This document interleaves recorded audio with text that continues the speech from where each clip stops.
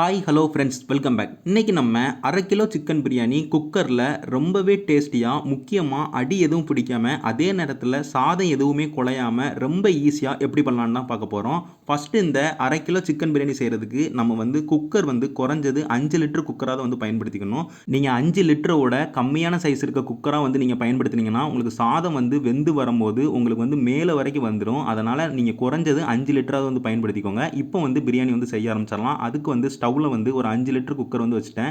ஸ்டவ்வை ஆன் பண்ணிட்டு கடலெண்ணெய் ஒரு 5 டேபிள் ஸ்பூன் ஊற்றிக்கிட்டேன். அது கூடவே 2 டேபிள் ஸ்பூன் நெய் சேர்த்துக்கோங்க.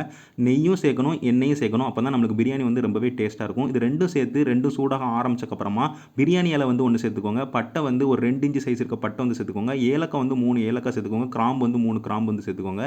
இது நாலுத்தையும் சேர்த்து நல்லா வதக்கி விட்டுக்கோங்க. ஸ்டவ்வை மீடியம் ஃப்ளேமில் வச்சு ஒரு 40 செகண்ட்லேருந்து ஒரு 50 செகண்டுக்கு நல்லா வதக்கி முடிச்சுக்கோங்க.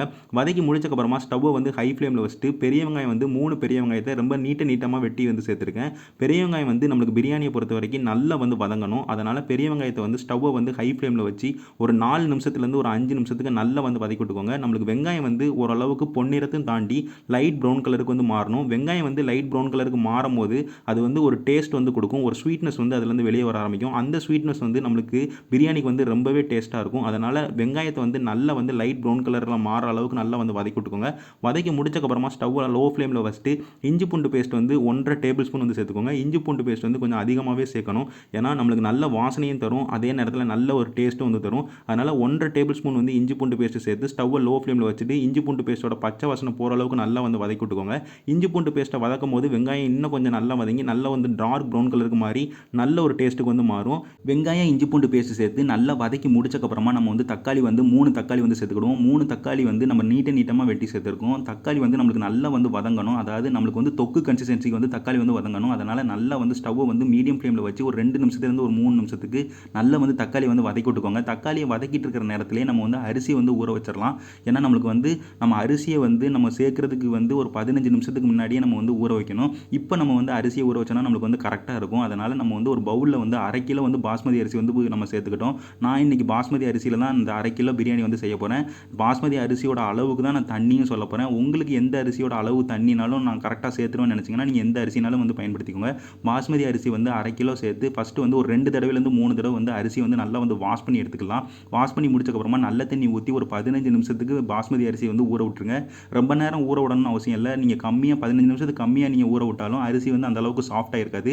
அதே நேரத்தில் ஒரு 15 நிமிஷத்துலேருந்து ஒரு 20 நிமிஷம் கூட நீங்கள் ஊற விட்டுக்கலாம். அதுக்கு மேலே நீங்கள் ஊற விட்டிங்கன்னா அரிசி ரொம்ப சாஃப்டாயிரும். அப்போ நீங்கள் குக்கரில் வச்சு வேக விடும்போது அது உடையதுக்கு நிறைய வாய்ப்பு இருக்குது. அதனால் ஒரு 15 நிமிஷத்துலேருந்து ஒரு 20 நிமிஷத்துக்கு அரிசியை ஊற விட்டிங்கன்னா ரொம்பவே கரெக்டாக இருக்கும். நம்ம இப்போ அரிசியை ஊற விட்டோம். திரும்பி அப்படியே நேராக குக்கருக்கு வந்துட்டு நம்ம புதினா, கொத்தமல்லி, பச்சை மிளகா 3த்தையுமே சேர்த்து ஸ்டவ்வை ஓரளவுக்கு மீடியம் ஃப்ளேமில் வச்சு 1 நிமிஷத்துலேருந்து ஒரு 2 நிமிஷத்துக்கு வதக்கி விட்டுக்கோங்க. புதினா ஒரு 1/2 கப் சேர்த்துருக்கேன். கொத்தமல்லி ஒரு 1/2 கப் சேர்த்துருக்கேன். பச்சை மிளகா 2 பச்சை மிளகா சேர்த்துருக்கேன்.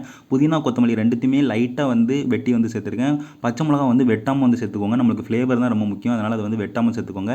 இது 3த்தையுமே சேர்த்து ஒரு நிமிஷத்துக்கு நல்லா வாசனை வர அளவுக்கு வதக்கி முடிச்சக்கப்புறமா நம்ம மசாலா எல்லாமே சேர்த்துக்கலாம். மசாலா என்னெல்லாம் சேர்த்துருக்கேன்னு பார்த்துக்கிட்டிங்கன்னா நம்ம காஷ்மீரி மிளகாய் பொடி 1 டேபிள் ஸ்பூன் சேர்த்துருக்கோம். அதுக்கப்புறமா பிரியாணி மசாலா 1 டீஸ்பூன் சேர்த்துருக்கோம். கரம் மசாலா 1 டீஸ்பூன் சேர்த்துருக்கோம். உப்பு 1 டேபிள் ஸ்பூன் சேர்த்துருக்கோம். இது நாலுத்தையுமே சேர்த்து ஸ்டவ் லோ ஃப்ளேமில் வச்சு ஒரு 30 செகண்டுக்கு நல்லா வதக்கி விட்டுக்கோங்க. வதக்கி முடிச்சக்கப்புறமா நம்ம தயிர் புளிக்காத தயிராக பார்த்து ஒரு 1/2 கப், அதாவது கிட்டத்தட்ட 100 கிராம் நம்ம தயிர் நம்ம சேர்த்துக்கிடுவோம். 1/2 கப் நம்ம தயிர் சேர்த்துருக்கோம். 1/2 கப் தயிர் போதுமானது. புளிக்காத தயிராக பார்த்து சேர்த்துக்கோங்க. தயிர் சேர்த்தும் ஒரு 30 செகண்ட்லேருந்து ஒரு 40 செகண்டுக்கு நல்லா வதக்கி விட்டுக்கோங்க.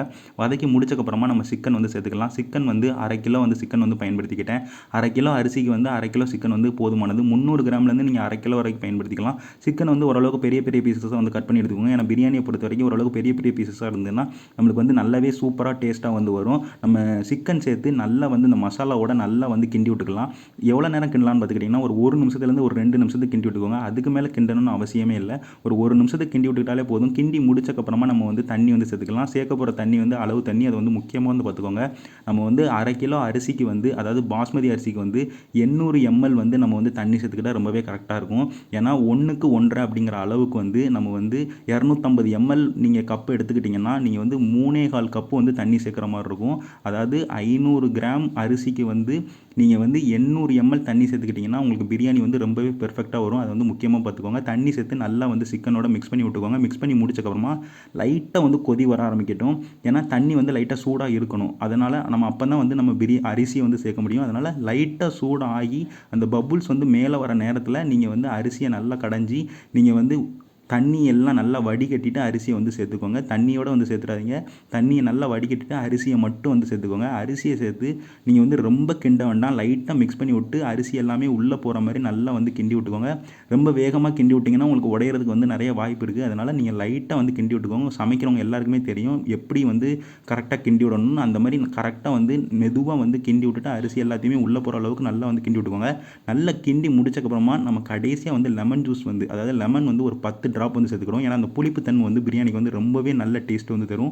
10 ட்ராப் மட்டும் சேர்த்துக்கோங்க. ரொம்ப வந்து சேர்க்க வேண்டாம். ஏன்னா தயிரும் ஏற்கனவே நம்ம சேர்த்துருக்கோம். அதனால் ஒரு 10 ட்ராப் மட்டும் லெமன் சேர்த்து நல்லா வந்து மிக்ஸ் பண்ணி விட்டுக்கோங்க. மிக்ஸ் பண்ணி முடிச்சக்கப்புறமா இப்போ எல்லாமே சேர்த்தாச்சு.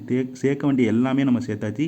இப்போ வந்து உப்பு, காரம், புளிப்பு எல்லாம் கரெக்டாக இருக்கான்னு பார்த்துக்கோங்க. உப்பு, காரம், புளிப்பு கரெக்டாக இருக்கான்னு பார்க்கும்போது நம்ம இப்போ சாதாரணமாக பிரியாணி வைக்கிறவங்களுக்கு தெரியும். கிரேவியை விட நம்ம உப்பு, காரம், புளிப்பு பார்க்கும்போது இது வந்து தூக்கலாக தான் இருக்கும். கொஞ்சம் கூட இருக்கணும். உப்பு கொஞ்சம் நல்லா தெரியணும், காரம் கொஞ்சம் நல்லா தெரியணும், புளிப்பும் கொஞ்சம் நல்லா தெரியணும். அந்த மாதிரி தெரிஞ்சால் தான் நம்மளுக்கு வந்து பிரியாணி வெந்து வரும்போது கரெக்டான பக்குவத்தில் வந்து இருக்கும். அதனால் நீங்கள் டெஸ்ட் பண்ணும்போது கொஞ்சம் எல்லாமே கூட இருக்குது அப்படின்னு நினச்சிங்கன்னா உங்களுக்கு வந்து ரொம்பவே கரெக்டாக இருக்குன்னு அர்த்தம். நீங்கள் கரெக்டாக இருக்கான்னு பார்த்ததில் வந்து எனக்கு வந்து ரொம்பவே கரெக்டாக இருந்தது. நீங்களும் நான் சொன்ன அளவில் சேர்த்தா உங்களுக்கும் ரொம்பவே கரெக்டாக இருக்கும்.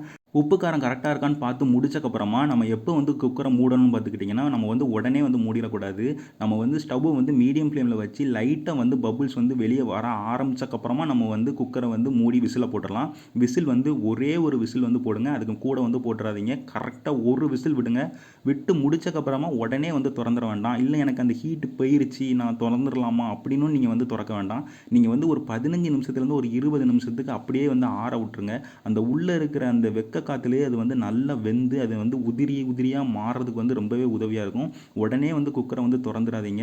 விசில் வந்து ஒரு விசில் விடணும். அதே நேரத்தில் ஒரு 15 நிமிஷத்துலேருந்து ஒரு 20 நிமிஷம் கழிச்சு தான் நம்ம வந்து திறக்கணும். ஒரு 15 நிமிஷத்துலேருந்து ஒரு 20 நிமிஷம் கழித்து நம்ம திறந்து பார்த்தோம்னா நம்மளுக்கு பிரியாணி வந்து ரொம்பவே சூப்பராக வந்திருக்கும். இப்போ நீங்கள் பார்த்தாலே தெரியுது எந்த அளவுக்கு உதிரியாக வந்திருக்குன்னு. உங்களுக்கு தண்ணியும் அந்த அளவுக்கு இல்லை, நம்மளுக்கு குழையவும் இல்லை.